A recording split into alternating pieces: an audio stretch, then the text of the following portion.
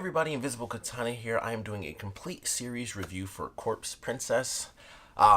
This is a pretty interesting anime. I watched it on Verve. I'm doing like my 2 month thing where it's like binge watch all the anime that I've always wanted to see. And Corpse Princess was a fairly old anime. It came out in 2008, and I think it ended in 2009 was the second season, so it had two full seasons.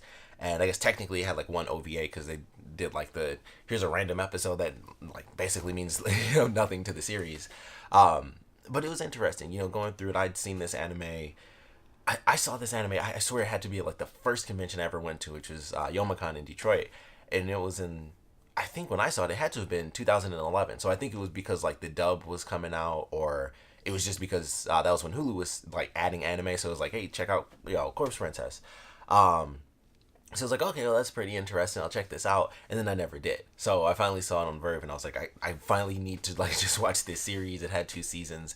And going into it, it was like, okay, it's a bit of a slow start for me. I think around episode like 4 or 5 was when it like really picked up for me. Because before that, it was like, it wasn't boring, which is why I kept with it. Like, I'm the type of person where it's like, if the concept is interesting, I'll at least stick with it, just to see. It's like, I mean, for those of you who have seen it, I watched Burst Angel like twice because I was like, I have to finish the series, and that is super boring. Like, that's a concept that just does not work in anime. Like, it should be so cool, but it's just so boring. So like, I would love to do a review on that series, but I would never watch it again. Like, I couldn't put myself through that a third time.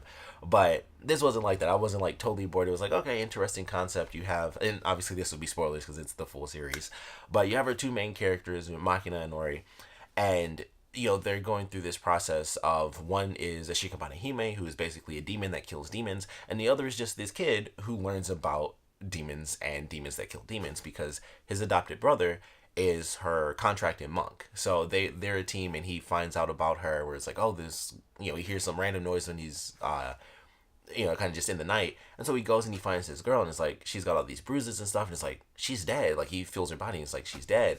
And so some people start coming in, and it's his brother and some other monks. And so he hides behind a statue, and then his brother ends up holding her, and she heals, and it's like, she was definitely dead. Like, what's going on here? And then they did the weirdest thing ever. They skipped a full year. I thought that was the craziest thing, because I was like, how does you never see that in the story where it's like, holy crap, what was that? And then they skip a full year, and I was like, oh, I didn't see that coming. And it just skipped to a year later where it's like, all right, he's moving out of the house and everything, and that's when the story officially picks up. And it just seemed so weird to me. I was like, there was no point for there to be a time skip. It could have just started where it's like, he found that out, and then it could have been like 2 days later he was moving out and stuff. And it was just like, because there was nothing in between that was added. It was just like, oh, it's a year later, and then he's moving out, and that's when he starts to get more involved. So I don't know if that's a manga thing where that there was something in between there where it mattered, but in the anime it was just like, he saw her once, and it was like, what's going on here? It's super weird. And then it skipped to a year later, and I was like, oh, why was it a year? That didn't, like, nothing seemed to make a difference whatsoever that it was a year later. So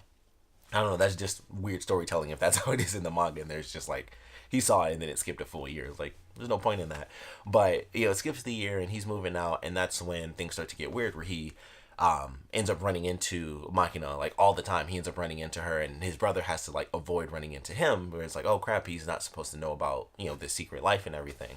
So he keeps running into Makina, and she's fighting off these demons. And like I said, the concept I thought was really cool, where it's like, you have like people that die, if they have regrets during death, they become Shikimane. And I was like, well, that's a really cool concept. Like, you die regretting something, whether it's not having fallen in love, or you regret like you didn't get revenge, or you got killed by someone, so you come back because you regret being murdered and you want revenge on them. And I was like, well, that's an interesting concept, and we see it play out in a lot of different forms, and it's just like adults, and then they have it where it's like babies come back to life, little stuff like that. I was like, okay, this is interesting. They have like the traitor monk, and so they have the clues are in there. And then, like I said, around like episode 4 or 5 was when it really, really picks up, because they throw in other Shikabane Hime, and I was like, okay. I mean, honestly, it was like the first couple of episodes, it was like, this is cool, and they're going around, it's like, monster of the week sort of thing if you're watching the episodes. It's like, okay, you can see the elements are gonna start building up, but they're just case by case, like, oh, Ori keeps running into Makina, and his brother is trying to hide it from him, and that's just how it plays out for a couple episodes. And then once they introduce the other Shikabane Hime, or like officially do it, because I think in episode 3 they introduce one, and she does like hand-to-hand combat, so all the girls have like their different skills. So Makina she like dual wields submachine guns, and then one woman she does like hand to hand combat. Another woman uses like two katanas. This young girl she uses like a giant hammer, and then there's another girl who dual wields handguns. And it was like, okay, that's kind of cool the way they have like everybody has like their different styles of weapons and stuff like that. So it's like that's pretty interesting. And once they introduce the other characters officially, it's like, this character has this name and this is their contracted monk. It just like blows up, and I was like, it is insane how entertaining it gets from like episode 4 to 5. They like fully introduce the traitor monk where he fights against them, and you get to know his connection to some of the other monks, and how all these characters used to be like best friends and stuff, and the people that Mori actually ends up working with, like he just randomly applies to a place that's just a bar, and it turns out that the two people that work there are a contracted monk and his Shikabane Hime, and both of them are kind of like outside of the whole system of the monks, like they kind of left it behind. And his Shikabane Hime can actually kill humans, which other Shikabane Hime are not allowed to do. So there's like a lot of weird stuff, and some of this unfortunately doesn't get explained because even with 2 seasons, this show ended way before the manga ever did. So it was one of those sorts of deals that which I didn't know, because I was like, oh, typically when a show gets 2 seasons, especially, it's like, okay, they got like the whole story, at least an ending, and it was just like, nope, 2 seasons. The manga didn't end until like 4 years ago. So the series ended in like 2009, and then the manga ended in like 2014. So they were definitely like catching up to the anime or to the actual manga. So I guess that's why it ended, or it just wasn't popular enough to throw in fillers.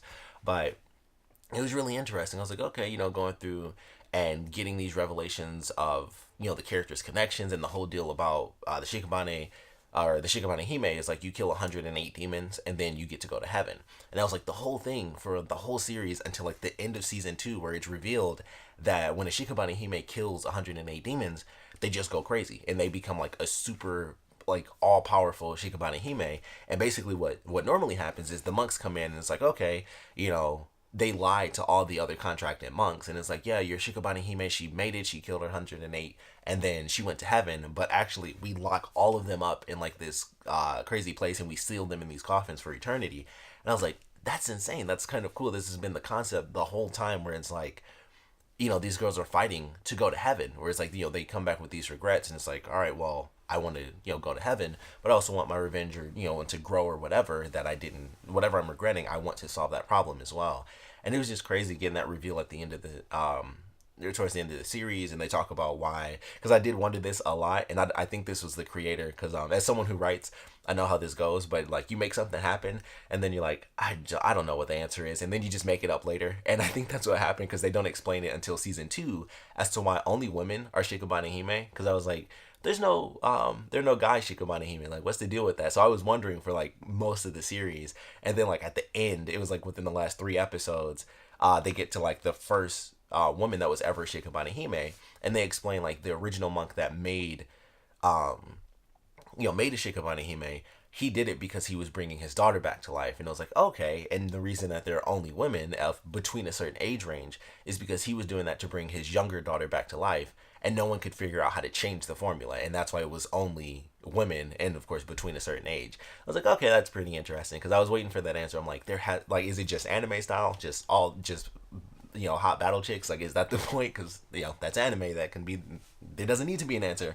But I was curious. I was like, there's got to be something here. Like, why is it only women? Why are there no guys?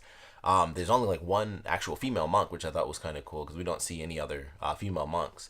So that was kind of cool. But they explain that towards the end of the episode, and then we have the I want to say the 7 stars are like become the main enemies of the series, and they actually team up with the traitor monk, and then they have a connection to Makina, because their whole thing is that they killed her family and they killed her to turn her into a Shikabane Hime, so that they could utilize her as a Shikabane Hime to fight against this young girl who was like a sacrifice like centuries ago, because she was actually from the same family, and so she was sacrificed without even really living life, so she has like no regrets, but she still became a Shikabane Hime. So it was like, you guys are connected by a bloodline, and we had to make you a Shikabane Hime to utilize her and stuff.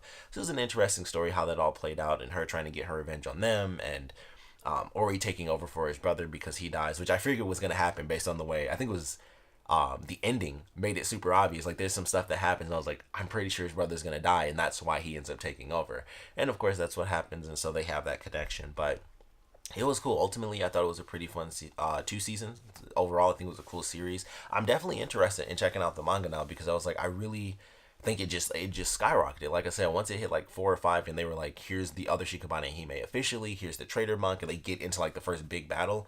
It was like instant skyrocket, and it just kept that pace. Like the only thing I didn't like throughout, like after that point, there was one thing I didn't like, and it was the fact that they killed off one of the Shikabane Hime, and that was the woman who did like hand to hand combat. Because when she came in and I got to learn more about her, I was like, she's my favorite because she did like hand to hand combat. I thought that was cool, and they killed her off, and I was like, oh, that sucks because her and her monk had a really interesting story, and it was something that was kind of brought up later with one of the other characters, but her having this weird connection to him where he treated her like crap, but he kind of liked her. Like there's a scene where he kisses her and then he pushes her away, and it was like, you taste sweet. And it was like, so he likes her, but he treats her like absolute garbage, which oddly enough, that's how she became a Shikabane Hime, because her boyfriend was abusive, which is like, this is the OVA thing. And so she killed him and then she killed herself, but she became a Shikabane Hime. So it was really interesting getting that at the end of the series. But it's just like, man, it sucked that they killed her off because I was like, she seems like a cool character. And I was like, what, where does their story go? Like, I wanted to see that development. Like, are they going to get better? Like, is there going to be a relationship? Because that's not allowed. And they kind of talk about that in the later episode with another character where he and his Shikabane Hime did fall in love because he was kind of thrown into the life when she became a Shikabane Hime. She went to him and he was just like, I don't know what you're talking about. And they made this bond already. And he's like, I don't know what in the world you're talking about. So he was thrown into this world, and they kind of grew up together because she died young and he was still young. So they kind of grew up together and they kind of fell in love, and that backfired because he couldn't have the woman that he loved kill his best friend who became a demon. And it was like, well, that's interesting. So they had some great stories there where, some of the characters would fall in love with their Shikabane Hime and stuff like that. But that was before that got introduced. That was the first time with her and him where it was like this weird love story thing. And then she died. Like, he gets killed, and it was super random. Like, he got killed by some random gangsters because they were messing with her, and then he pushed them away and was like, basically get that out of here. And then they found him and killed him, and then she turned into a Shikabane Hime. And I was like, wow, that sucks. I thought they were gonna find some way to save her or whatever. I was like, nope, no, she's gone. That was it. And she died fairly early, and I was like, that sucks because I thought she was a cool character, not just the fighting, but I was curious where that story could have gone. But ultimately, like outside of and that was, like I said, it was just biased because I was like, I thought there was so much potential with that story element. But even after that, it was like, it just sucked. The whole series, I was just like, man, I wish she was here because I didn't care much for him, but she, even if it was just for the action, she was cool with the hand to hand combat. So it sucked that she was gone, but the rest of the series was still super awesome. And excuse me, the way they fought the main villains and how it was like a team of villains and they would take some of them down, and revelations about other characters. Like, one of the main villains ended up being like this little girl who was poisoned by her parents, so she died as a kid and thought that death was happiness, and that's why she would kill people. It was like she thought that would lead to ultimate happiness. And I was like, whoa, that's really deep. Like, it was just a crazy way to do it. So they definitely had some great stuff with this show, and like I said, it had me interested in reading the manga without a doubt. So at some point, maybe 10 years later, because that's how I am with anime, like, I'm way off of manga. So maybe in like 10 years, I'll read the manga and I'll actually have the whole story. But thought it was a pretty good series. I do wish it could have kept going, but it was just, one of those things where it was like, it did get 2 seasons, so that was cool. So you do get a decent chunk of the story at least. And then it's like, all right, well, now you got to jump into the manga. But I actually enjoyed it. I would recommend it. Obviously, I've spoiled like a ton of stuff, but I would still recommend watching it. There's some good action sequences for sure.